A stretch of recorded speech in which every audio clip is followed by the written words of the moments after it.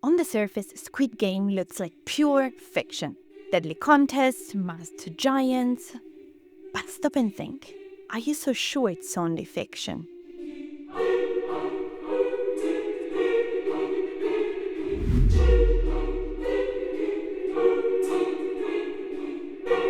Have you ever stayed in a relationship, for example, that you knew was toxic? Or stuck in a job that you hated, but felt so powerless to leave? Or kept pouring money into something that you secretly knew would never work? Well, our minds play tricks on us, creating invisible chains.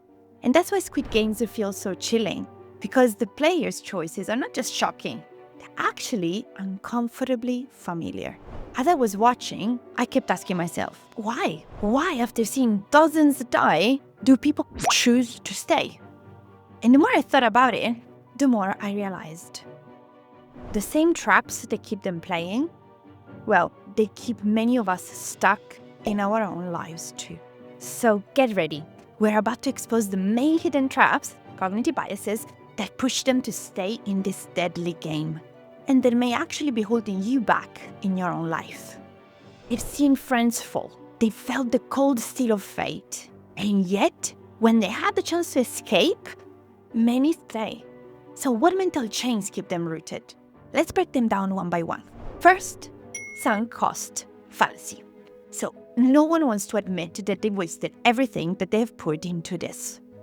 Now, this is called sunk cost fallacy. It's our tendency to keep going once we have invested time, energy, money, resources, even when stopping would be much wiser. And we know that. So the cost of what they have already paid, cash, trust, the terror of near death, that feels too heavy to let go. And so in their minds, quitting would make all that suffering meaningless.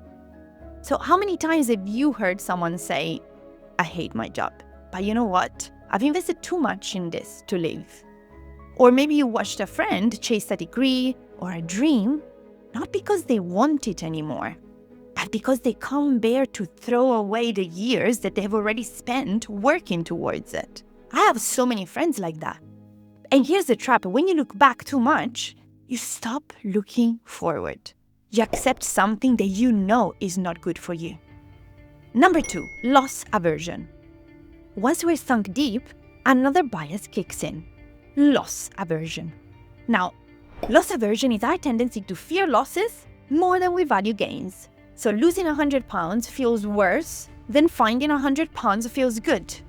So what does that mean? In Squid Game, the loss that they dread isn't just money, but it's a guaranteed humiliation and despair of returning to their old lives. And here's the paradox, because you would think that losing your life is the ultimate fear. But for many players, death in the game feels less terrifying than walking out to face the certain losses waiting outside, like death, rejection, shame, because those are certain. Loss aversion makes those immediate guaranteed losses feel much heavier than the abstract potential risk of dying tomorrow. So instead of escaping, they gamble everything for at least having a shot at reversing that downfall. Sound extreme? Well, maybe yes, maybe not. Think about this. Have you ever stayed in a job that drained you because unemployment felt like too big of a loss? Or clung to a toxic relationship because the thought of being alone felt worse than the pain of staying? Well, that's loss aversion. So you fear the guaranteed pain of loss more than the uncertain possibility of something better. Normalcy bias. Even losses don't always wake us up. And that's where normalcy bias comes in.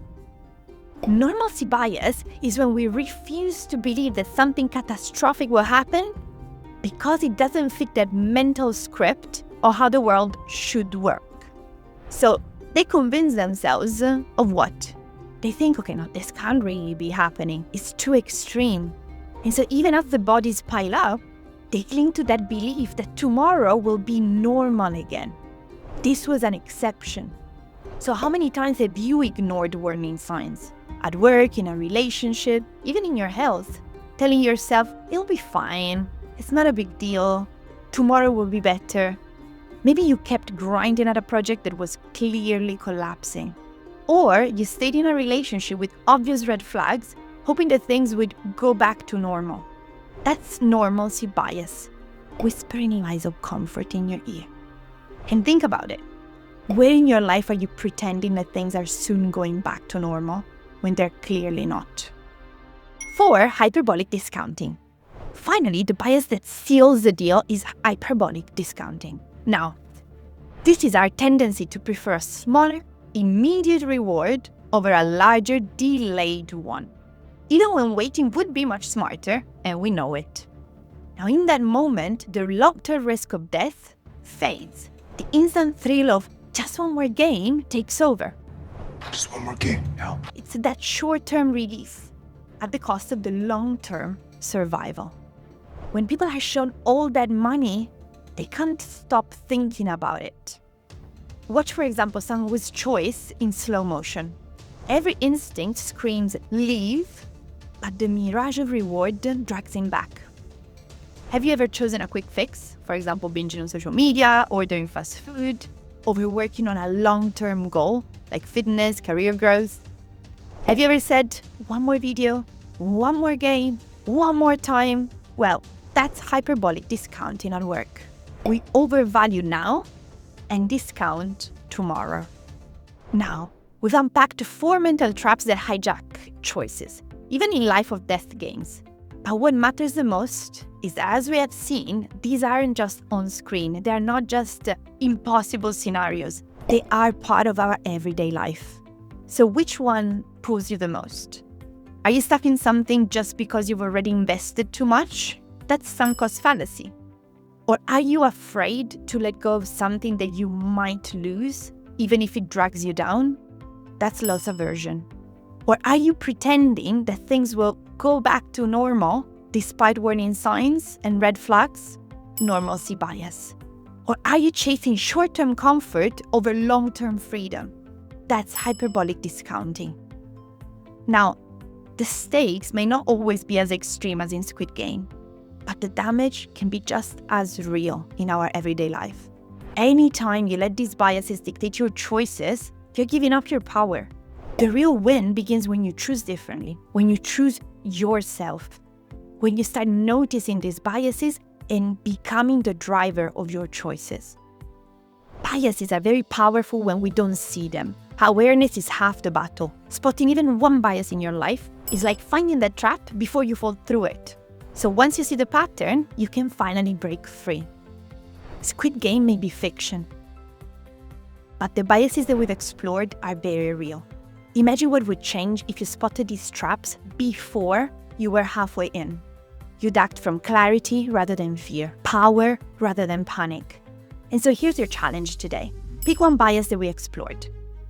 Watch for it this week, and when it shows up, pause, reframe, and choose differently. The moment of awareness might be your first step out of this invisible game.